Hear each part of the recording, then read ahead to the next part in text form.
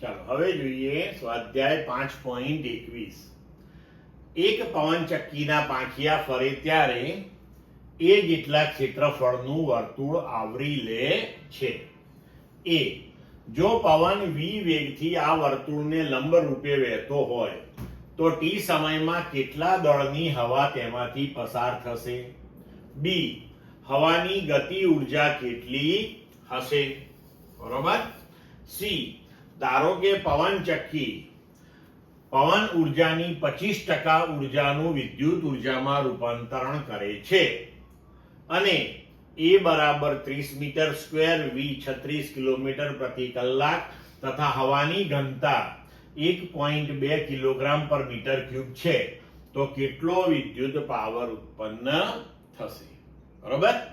હવે જુઓ કે આપણને અહીંયા કહેલું છે કે ક્ષેત્રફળ એ બરાબર 30 મીટર સ્ક્વેર, કારણ કે એ જેટલા ક્ષેત્રફળનું વર્તુળ આવરી લે છે તે આપણને આપ્યું છે. ઝડપ હવાની 36 કિલોમીટર પ્રતિ કલાક બરાબર 10 મીટર પર સેકન્ડ અને હવાની ઘનતા આપણને આપી છે ρ બરાબર 1.2 કિલોગ્રામ પર મીટર ક્યુબ. હવે સૌથી પહેલા આપણે t સમયમાં કેટલા દળની હવા તેમાંથી પસાર થશે તે શોધવાનું છે. બરોબર. તો v વેગથી પવન ગતિ કરતો હોય તો t સમયની અંદર એ જે આપણું ક્ષેત્રફળ છે વર્તુળાકાર, તેમાંથી જે હવા t સમયમાં પસાર થશે એ કુલ કેટલું અંતર કાપશે? તો t સમયમાં પવન વડે હવાએ કાપેલું અંતર d બરાબર v ઇન્ટુ t. બરોબર. તો એ જે હવા પસાર થઈ તેનું કુલ કદ કેટલું હશે? તો એ વર્તુળાકાર ક્ષેત્રફળ ગુણ્યા તેને કાપેલું અંતર, કારણ કે નળાકાર આખો આવરી લેશે.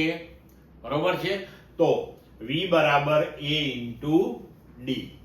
તો d બરાબર આપણે v ઇન્ટુ t મૂકી દઈએ તો વર્તુળાકાર ક્ષેત્રફળ એ માંથી પસાર થતી હવાનું કદ મળી ગયું આપણને. તો દળ બરાબર કદ ગુણ્યા ઘનતા. તો હવે વહેતી અથવા તો પસાર થતી હવાનું દળ બરાબર કદ ગુણ્યા ઘનતા, એટલે કે દળ m બરાબર કદ થયું avt ઇન્ટુ ઘનતા ρ. દળ મળી ગયું આપણને. હવે આપણે બી હવાની ગતિ ઉર્જા કેટલી હશે? તો હવાની ગતિ ઉર્જા હવે ગણીએ. t સમયમાં એક ક્ષેત્રફળમાંથી પસાર થતી હવાની ગતિ ઉર્જા બરાબર હાફ mv સ્ક્વેર. તો k બરાબર હાફ m, m એટલે avt ρ ઇન્ટુ v સ્ક્વેર. તો v ઇન્ટુ v સ્ક્વેર એટલે v ક્યુબ થઈ જશે. તો ગતિ ઉર્જા બરાબર half a ρ v cube t. હવે સી પ્રશ્ન. પવનચક્કી પવન ઉર્જાની 25% ઉર્જાનું વિદ્યુત ઉર્જામાં રૂપાંતરણ કરે છે. એનો મતલબ એ થયો કે તેની કાર્યક્ષમતા 25% છે. વિદ્યુત ઉર્જામાં રૂપાંતરણ થાય છે એટલે આઉટપુટ ઉર્જા એ વિદ્યુત ઉર્જા થઈ અને ઇનપુટ ઉર્જા એ હવાની ગતિ ઉર્જા થઈ કહેવાય. ક્લિયર મિત્રો? તો હવે આપણે જોઈએ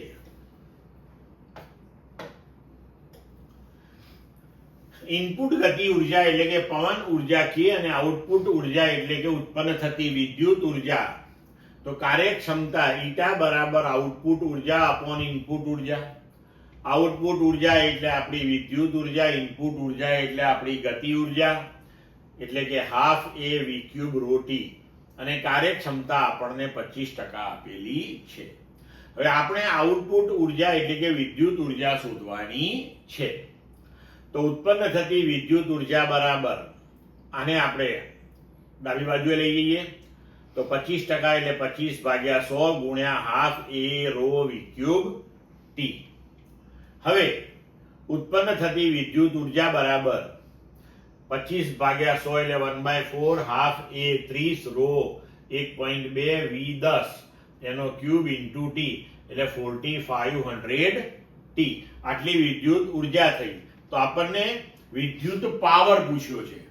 તો એકમ સમયમાં ઉત્પન્ન થતી વિદ્યુત ઉર્જાને આપણે વિદ્યુત પાવર કહી શકીએ. તો વિદ્યુત પાવર બરાબર વિદ્યુત ઉર્જા ભાગ્યા ટી. તો આ ટી ને આપણે ઉર્જાની નીચે અહીંયા ભાગાકારમાં લઈ લઈએ તો 4500 વોટ, એટલે કે આપણો જવાબ આવશે 4.5 કિલો વોટ. ક્લિયર મિત્રો?